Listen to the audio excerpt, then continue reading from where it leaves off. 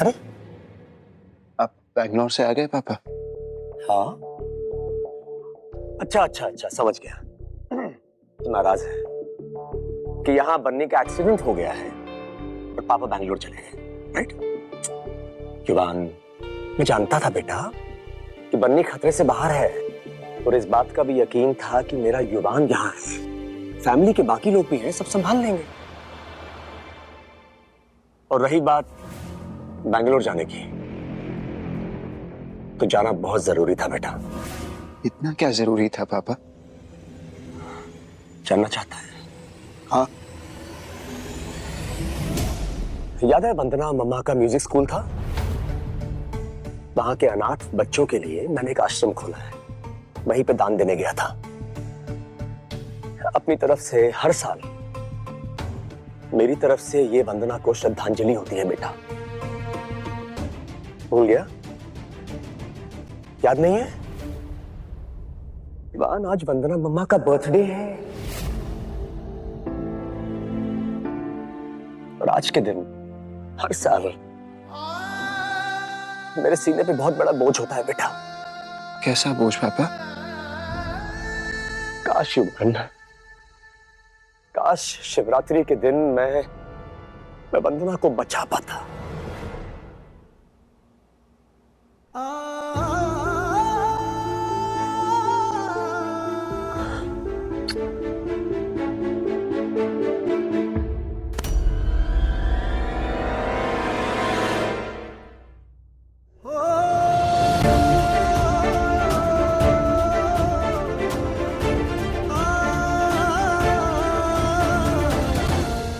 जानता है युवान, इन 20 सालों में मैंने कभी भी वंदना को अपने से दूर नहीं जाने दिया।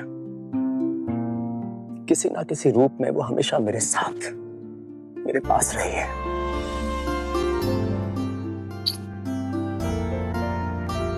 पापा माँ का जन्मदिन नहीं भूलते, कितना प्यार करते हैं माँ को। बन्नी को जरूर कोई मिसअंडरस्टैंडिंग हुई है।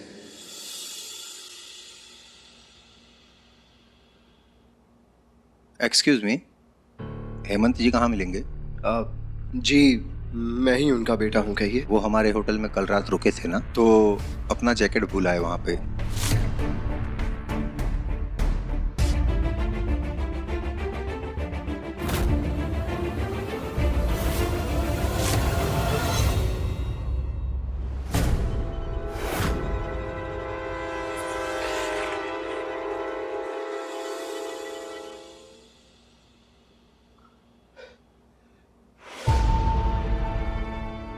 युवान,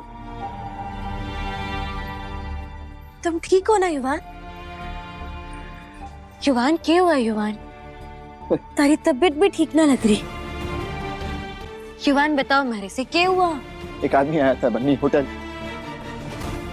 गैलेक्सी व्यू से ये जैकेट देके गए। हाँ, तो इसमें क्या है? पापा की जैकेट है। बन्नी, ये जैकेट पापा की है। पापा ने मुझसे बाकी सबसे कहा था कि वो बैंगलोर जा रहे हैं, तो उनकी जैकेट जोधपुर के होटल गैलेक्सी व्यू में क्या कर रही थी? वो कल भूल गए थे, उस आदमी ने कहा, कल रात। इसका मतलब कि थारे पापा सा कल जोधपुर में थे। उन्होंने थारे से और सबसे झूठ कहा कि वो बैंगलोर गए हुए थे। अब तो विश्वास हुआ ना युवान कि हॉस्पिटल में वो हमारे पे हमला करने वाले उस डॉक्टर के भेस में कोई और ना बल्कि थारे पापा सही है। मैंने अपनी आंखों से देखा था युवान।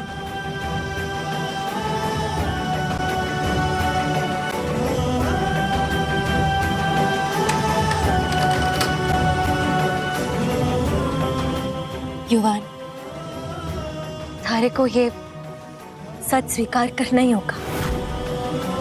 थारी जिंदगी का वो सबसे बड़ा सदमा यही है कि तुमने अपनी आंखों से अपने पापा को, अपनी मम्मा को मारते हुए देखा।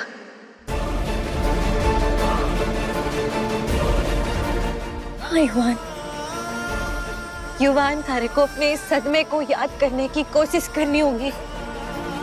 इससे भागने की जगह, इससे डरने की जगह थारे को इस सच का सामना करना होगा युवान। युवान, तभी तुम अपनी इस तकलीफ से दूर हो पाओगे। हमारी बात मानो युवान, याद करने की कोशिश करो। क्या चाहती हो तुम बन्नी? मैं अपने पापा से लड़ाई करूं, उनसे पूछूं कि आपने मेरी मम्मा को क्यों मारा? मैं ये नहीं कर सकता बन्नी। युवान, मैं थारी दुविधा समझ सकूं, पर थारे को किसी से भी लड़ने की कोई जरूरत ना है। मैं हूं ना थारे साथ। थारी बन्नी है ना, मैं ये सच थारे सामने लाके रहूंगी। तुम अपने ही कानों से अपने पापा से सच सुन के ही रहोगे युवान। पर इसमें हमारे को थारी मदद की जरूरत है युवान। ये सच जानने के लिए थारे को वही करना होगा जैसा मैं थारे से कहूं। कर पाओगे?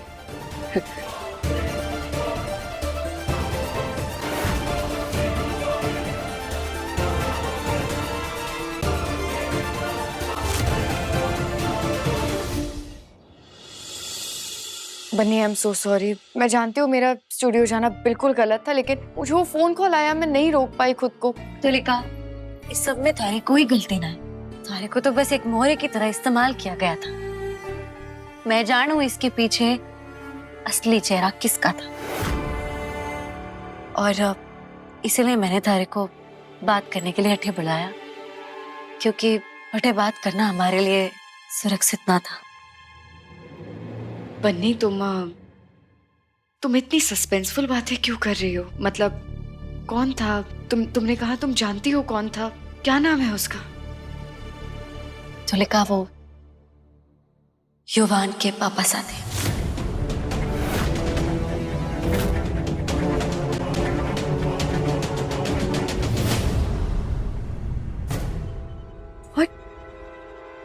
युवान के पापा? बन्नी, आर यू श्योर? हाँ तुलिका, जितना इस सच ने थारे को हैरान किया है ना, उतना इस सच ने हमारे को परेशान कर रखा है। और शायद तुम युवान के बाद पहले इंसान हो जिसके साथ मैंने ये राज बांटा है। गॉड। बन्नी, अगर ये सच सामने आया तो युवान की ट्रीटमेंट में ये बहुत काम आ सकता है, और अगर ये पता चल जाए कि उन्होंने ये क्यों किया, युवान को ठीक कर सकते हैं बन्नी। पर तुलिका, ये सच बाहर लाना, साबित करना आसान ना होने वाला है, क्योंकि पापा साथ तो खुद स्वीकार करने से रहे, वो कुछ ना बताने वाले। पर ये समझ ना आ रहा कि ये सच जानने के बाद भी युवान को अपने बचपन के बारे में कुछ याद ना आया।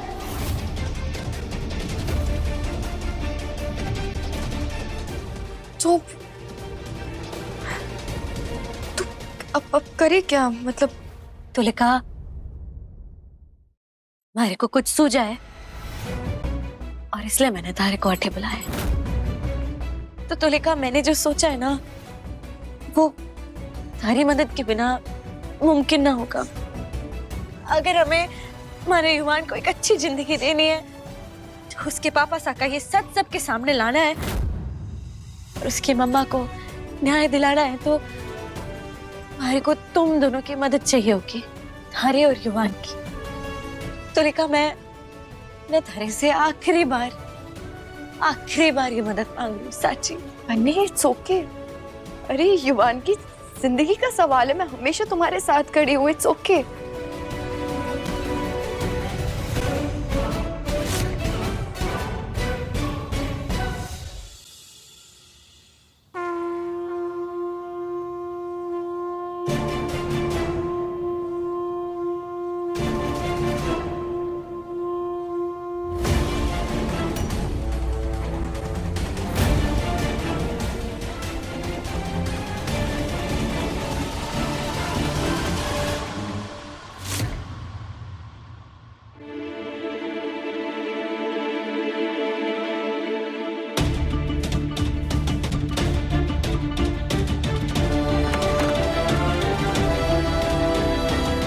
तुलिका, तुम आ गए। सो सॉरी, बहुत लेट हो गई। कोई बात नहीं तुलिका, घर वालों के आने तक थोड़ा टाइम है। तो हमारा प्लान ये है कि सबसे पहले तो थारे को युवान को वीडियो कॉल करना होगा। थारे को ऐसा दिखाना होगा कि थारा अपहरण हो गया है और थारी जान खतरे में है। थारे को इतनी तकलीफ में देखकर कबीर बाहर जरूर आवेगा। कबीर? घबराओ मत तुलिका, युवान हमारे इस प्लान के बारे में जाने। हम गलत भी तो हो सकते हैं। शायद इस सारी प्लानिंग के पीछे पापा हो ही नहीं। तो ये जानते हुए युवान के अंदर से कबीर बाहर ना आ पाएगा। युवान सिर्फ कबीर बनने का नाटक करेगा। कबीर बनने के बाद युवान पापा सा को धमकाएगा कि उन्होंने थारा अपहरण किया है। फिर वो जानबूझ के पापा सा को भगा के उस जगह ले जाएगा जटे थारे को बांधा गया है। पापा सा जब आएंगे तो उन्हें ऐसा लगेगा कि तुलिका आग के बीच में फंसी हुई है। तुम बेशक वहाँ से भाग के कहीं छुप जाना और थारी जगह मैं आग के घेरे में एक जलता हुआ पुतला रख दूंगी। पर उनकी नजर में ऐसा लगेगा कि तुलिका आग के बीच में फंसी हुई है और ये जान के कबीर युवान के अंदर से बाहर आया है, क्योंकि उसकी माँ भी यही जल के मरी थी। और ऐसे कबीर बन के वो पापासा के सामने उन्हें किसी तरह से अपनी माँ की मौत का सच उगलवाने के लिए उकसावेगा। पापासा को लगे कि ये कबीर है, कबीर जो वो सच जाने, तो कबीर के सामने यानी कि हमारे युवान के सामने उन्हें सच उगलने में कोई परेशानी ना दिखेगी। जब वो बेझिझक अपना सच स्वीकार करेंगे तब हमें पता चलेगा कि उन्होंने वंदना मम्मा को युवान से क्यों छीना, क्यों अपनी पत्नी को आग में जलाकर मार दिया। और इससे ना सिर्फ पापासा का सच सबके सामने आएगा बल्कि हमारा युवान भी ये सच जान पाएगा और इस सच का सामना कर पाएगा। ओके। और लेकिन अगर मैं छिपने की बजाय सच में आग में फंसी तो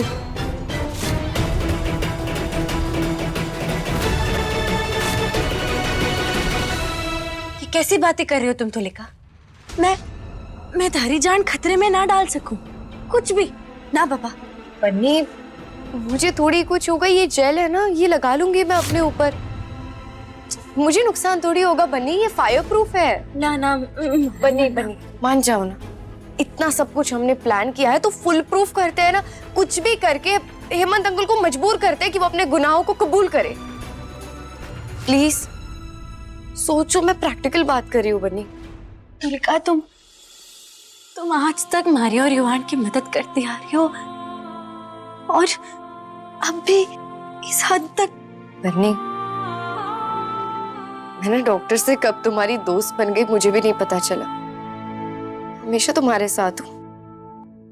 तुलिका, अच्छे दोस्तों की तो कमी थी हमारी जिंदगी में।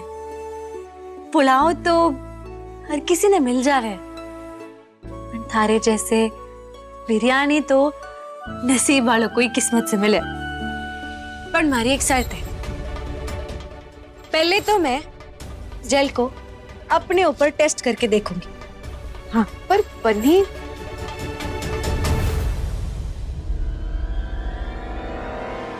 तुम इसमें आग लगा के देना हमारे को।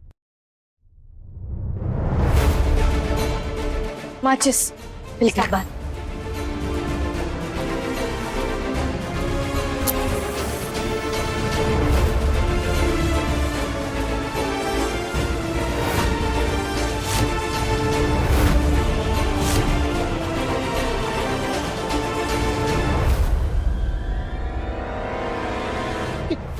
क्या कर क्या रही हो बन्नी? पागल हो गई हो क्या? ये क्या कर रही हो? शांत जल सकती तुम, शांत कैसे हो जाओ? घबराओ मत, मैं अपने आप को आग ना लगा रही थी। मैं बस ये देख रही थी कि ये जो जल है ना, इसे लगाने से आग का कोई असर होवे है कि ना होवे। अब तुलिका इसे लगा के आग के बीचों बीच खड़ी होने वाली है। इसी चीज के भरोसे तुलिका की पूरी जान दांव पर लगी हुई है, तो परखना तो होगा। अब मैं इतनी स्वार्थी ना हूँ कि अपने अच्छे के लिए दूसरों की जान दांव पे लगाकर उन्हें भट्टे में मतलब धकेल दूं। वैसे युवान, तुलिका, मैंने जब अपने हाथ के पास उस मशाल को लाया था तो मैंने देखा कि आग की जरा से भी तपिश मारे को महसूस ना हुई। इसका मतलब है कि तुलिका को भी कुछ ना होगा। तुलिका, सुनो हमारी बात ध्यान से। तुम इस जेल को ना अपने शरीर पर बहुत अच्छे से लगाना और तब जाके उस घेरे में जाना, ताकि थारे को आग की जरा से भी जलन, कुछ तपिश बिल्कुल महसूस ना हो।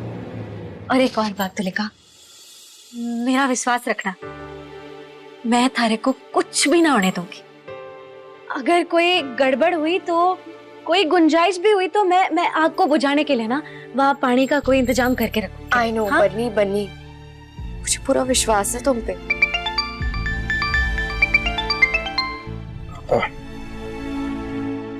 हाँ पापा, हाँ हम बस आ ही रहे हैं। बन्नी पापा पूजा के लिए बुला रहे हैं, चलते हैं।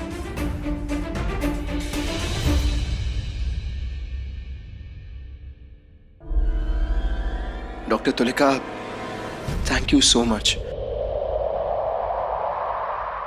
Thank you.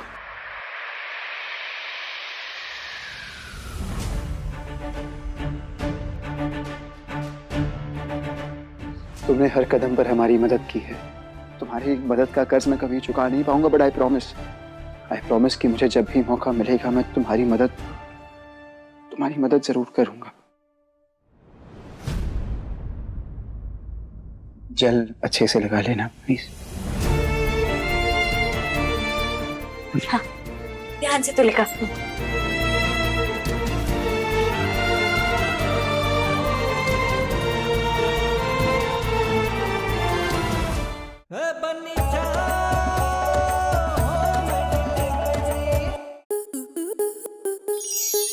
स्टार प्लस के YouTube पेज पर आने के लिए आपका धन्यवाद। अपने फेवरेट शोज देखने के लिए subscribe to Star Plus YouTube page and hit the bell icon.